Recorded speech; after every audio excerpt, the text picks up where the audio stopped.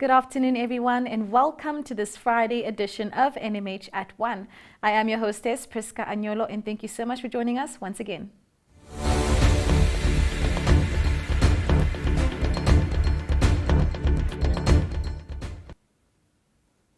So our COVID-19 monitor on Fridays highlights the health districts in Namibia where an average of 5 or more cases are currently reported daily. Over the 7 days up to Wednesday, the country on average recorded close to 200 new cases per day compared to 182 during the previous cycle. In May, 84 related fatalities have been recorded already at an average of 4.4 deaths per day. This fatality rate is higher than the 4.1 for January during the peak of the pandemic's second wave. Namibia's 749 COVID-19 deaths, however, still represent only 1.44% of positive cases. The three regions with the highest fatality ratios are Omaheke with 2.1%, followed by 1.9% in Oshodonjupa and 1.8% in Zambezi. Last week, your map showed 9 districts which can be considered as hotspots. These areas increased to 11. The daily average of 74 cases for Windhoek is only 2 lower than the 76 for the previous 7-day cycle. Oshwarongo, Walvis Bay and Luderitz are also showing decreases, but the daily average for Oshakati doubled from 7 to 14. Rehoboth's average increased from 8 to 13. In Enana, the average dropped from 5 to 4, but Ocho, Mariental and Keetmanshoop are back on our map. A week ago, Rhinos was the first district in Namibia with the fewest cases. With 31 new cases reported here over the last 7 days, this town has shot up to an average of 4 cases per day. Only Nyangana in the Kavango West region, with a total of 65 cases, have a cumulative total less than the 87 cases for Rhinos. Almost 60,000 people have now received their first vaccine against the virus. Do join us tomorrow at the same time for an overview of the daily average of new cases of COVID-19 currently reported in Namibia.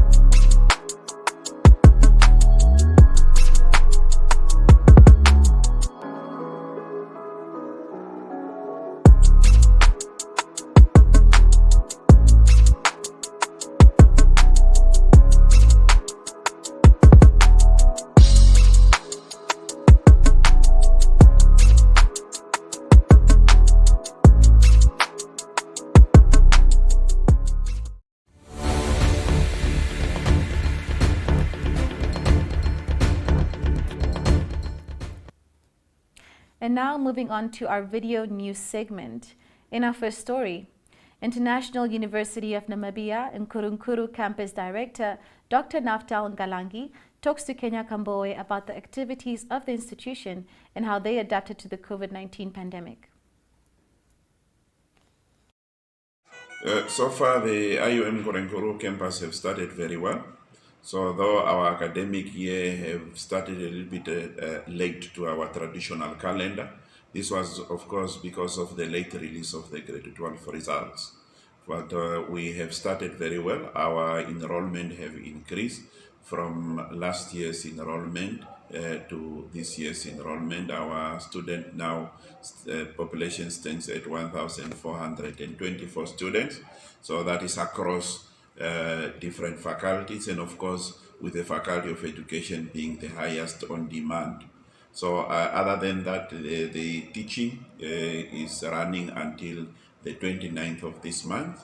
So then teaching will officially stop so that we can start writing examination. So the first semester exam will also start very soon. Of course, COVID have posed a challenge. So you know that last year we have cut our year in between, of which the first part It was face-to-face, then we went completely online, then we came back to face-to-face. But of course, this year we have started also with face-to-face, so but we blend it or we combine face-to-face and online learning. That is what we call blended learning. So whereas some classes take place face-to-face and other classes can take online. This is to accommodate the student population at a social distancing seating space and so forth. But against those challenges, we are faring very well.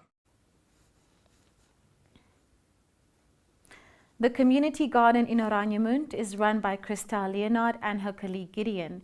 The garden will help generate work as well as an income to some members of the public once it grows. Elizabeth Joseph was there. Hi, good day. I'm Christel Leonard. I am here since the beginning of this year, since January.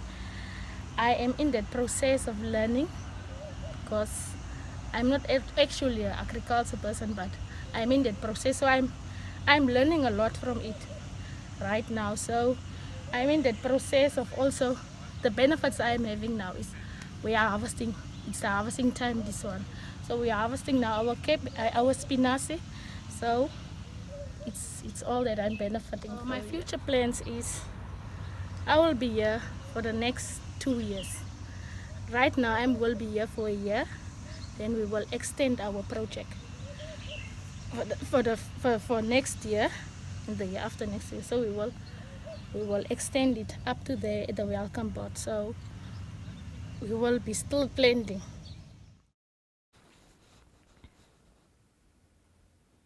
Bianca Oscan chats to Yolanda now about multiple sclerosis and how to support MS Namibia. John. Okay,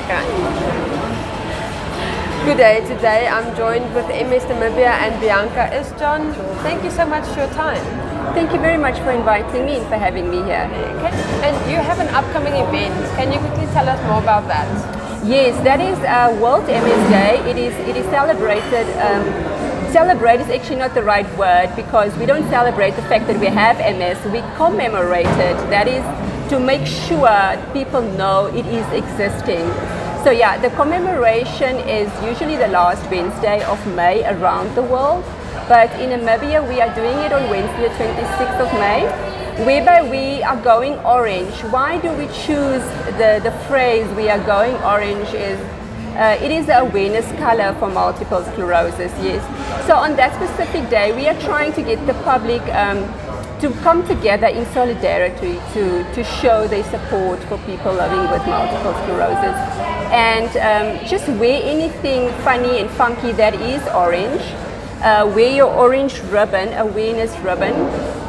Take nice pictures and share it with the world just to show your support. Bianca, thank you so much for your time and good luck with your event.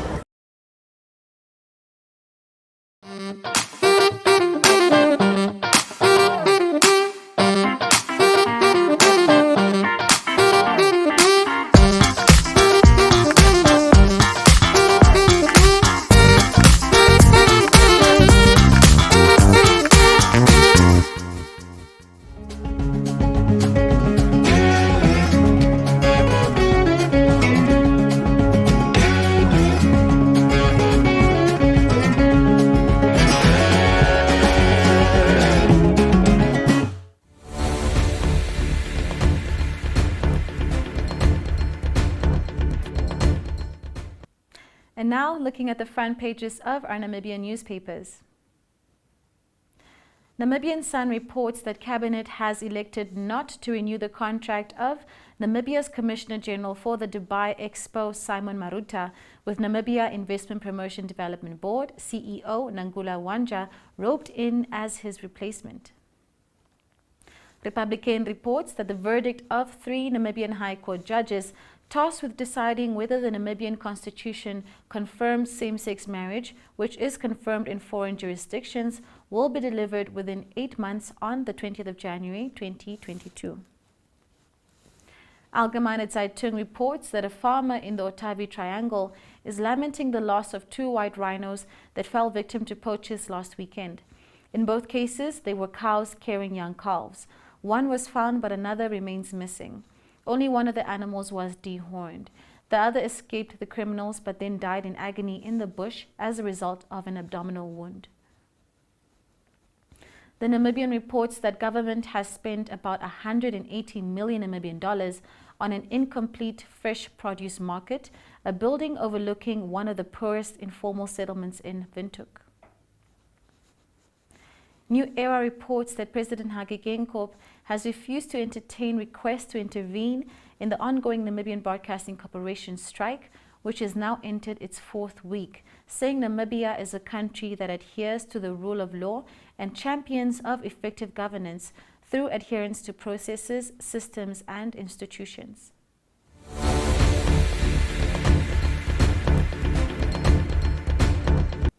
And moving on to the inside pages of the country's dailies.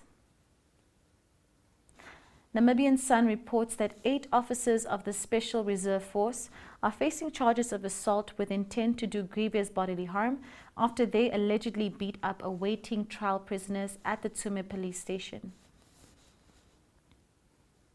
Republican reports that after another attack by a suspected rabid fox in the Cape Cross area, the Ministries of Environment and Tourism are investigating whether there is an outbreak of rabies in the coastal area. The Allgemeine Zeitung reports that there were again protests in Windhoek against Recon Africa's planned oil drilling in the Kavango Delta. This time, the protests were not only directed against the feared environmental damage, but also against the lack of involvement of the local indigenous population. The Namibian reports that former SWAPO backbencher Sophia Swartz has resigned from the ruling party to join the Landless People's Movement. New Era reports that the Popular Democratic Movement handed over a mobile clinic worth 300,000 Namibian dollars to the people of Grunau on Wednesday.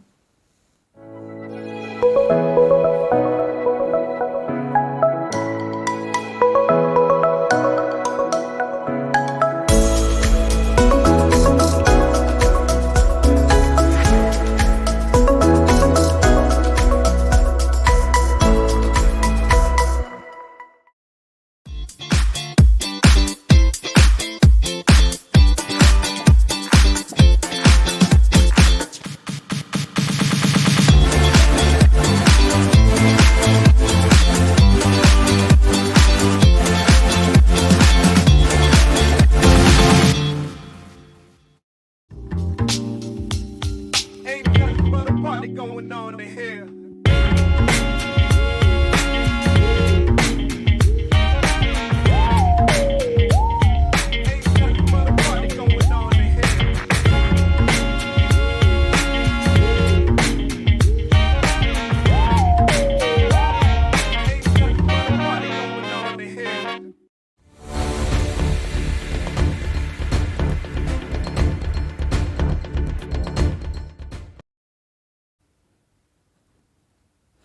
And that is it for today. Please do have a lovely weekend ahead and to please stay safe.